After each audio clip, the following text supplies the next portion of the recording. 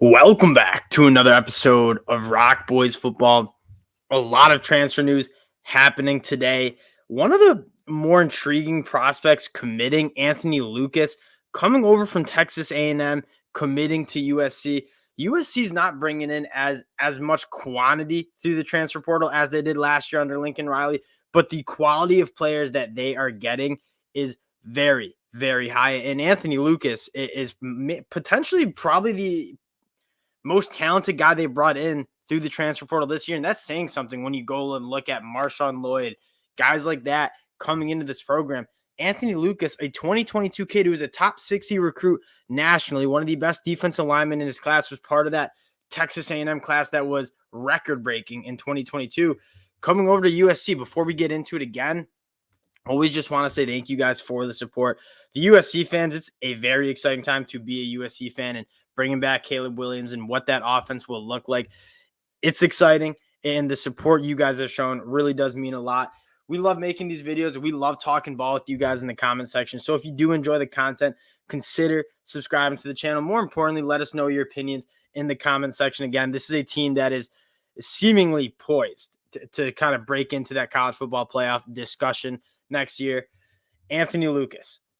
What I like most about him is, one, he's young and he has years of eligibility. This isn't one of those transfers that you're seeing kind of only coming to 1 year and then he's going to the NFL draft.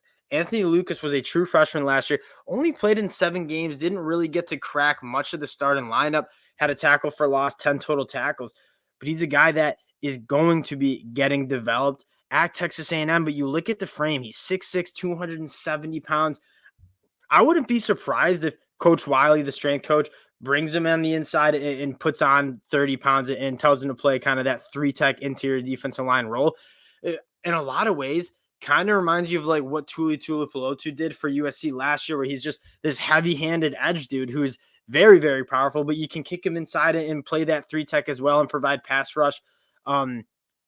Provide a pass rush from the inside. There's a lot of things you can do with this kid, but the raw talent that Anthony Lucas brings is very special. And again, almost every team in the country wanted him coming out of high school, but he's only 1 year removed from being a high schooler that was recruited by everybody. And he's had a year in a college football program with the strength coaches. He's going to be more developed. And if Texas A&M was not good last year, if there was one deep spot they had, it was at the defensive line position. They had a ton of talent. So Anthony Lucas not getting that much burn as a true freshman isn't necessarily concerning. And for USC fans, you have to be over the moon with this gap, because what is the one thing that is probably holding you back from potentially winning a national championship and making the college football playoffs? It's the defense. And we may actually talked about the Alex Grinch future for USC in an earlier episode, and you guys can go check out that if you would like.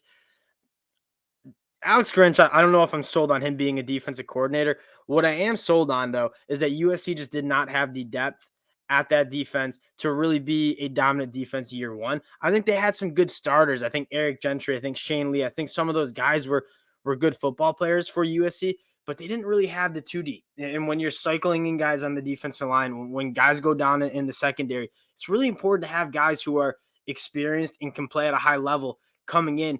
USC didn't get that.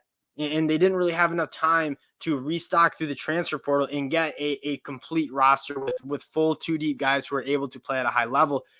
This is kind of the year I think USC is doing that. And whether Anthony Lucas starts, I don't think is a big concern, because you know this kid is going to play, and he's going to be a guy that even if he's not starting, you trot him in on 3rd and long and ask him to go rush the passer, he's going to be able to do that. And he's a very talented kid. And Coach Nua at that defensive line coach at USC has been proven to be a great developer of talent. I mean, he did wonders with guys like David Ajabo, guys like Aiden Hutchinson.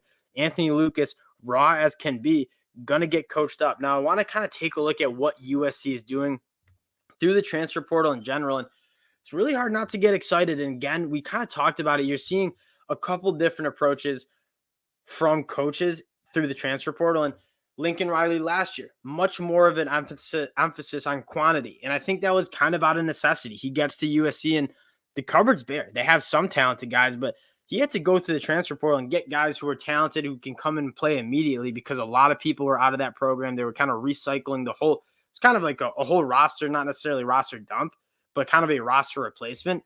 This year, it's much more targeted with quality players, and they're still bringing in 11 guys, and I expect that list to grow to maybe 15 or 20. But it's not as much just grabbing any players you can to get out there to LA. It's more, what are the good players at positions of need that we can come and bring in? And they've been doing a phenomenal job. I think Anthony Lucas, again, is a guy that didn't put up any significant stats in college yet, but what he can bring the noise from what he was being recruited as out of high school. Jarrett Kingston's a guy I've heard great things. I think a lot of people wanted him on that interior offensive line spot from Washington State. Kind of a guy that's what the transfer portal is for, in my opinion. An under-recruited kid goes to Washington State, plays at a high level, and then gets the looks from the premier Power 5 teams in the country. And you're seeing them, I think, really go after defense. You bring in a guy in Jack Sullivan who's played, I believe, 4 years at Purdue, had a relatively good season his last year in the Big Ten, and wants to go to a place that you're competing for a national championship. And I think you can say the same thing about Marshawn Lloyd, who we talked about. Marshawn Lloyd probably would have been a top 10 running back in the 2023 NFL draft, decides to go to USC. And I mean, I cannot wait to watch him, Raleek Brown, absolutely go to work at USC next year. Marshawn Lloyd, kind of the more of a bruiser back. He's kind of short, but he's very powerful. He runs the ball hard, and then you counter him with a Raleek Brown guy who is just so fun to watch in space. I think Mason Cobb is a sneaky great get. I think he's going to start at linebacker. And I like Eric Gentry. I think Mason Cobb might be the best linebacker on USC coming back.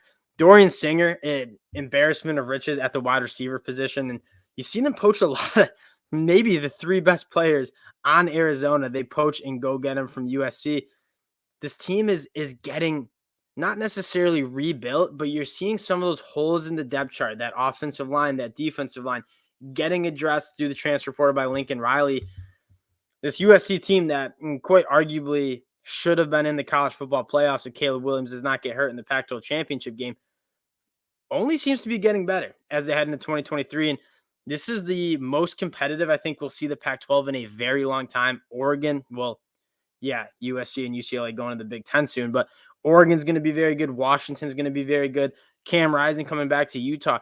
There are some really, really good teams in the Pac-12. Also, Oregon State's going to be a sneaky team, but it's really hard to look at the Pac-12 and not have USC as your favorite to come out of that conference just because you have the best player in the country in Caleb Williams. And what you saw from him last year, and now he's getting most of his weapons coming back on the offensive side of the ball with Lincoln Riley. This team's going to put up points. I think the big question is, can they get a good enough defense to really take this team over the top and get to the college football playoffs and be competitive for a national championship? Because if they have just an average defense last year, they're playing for a college football playoff spot or playing in the college football playoffs.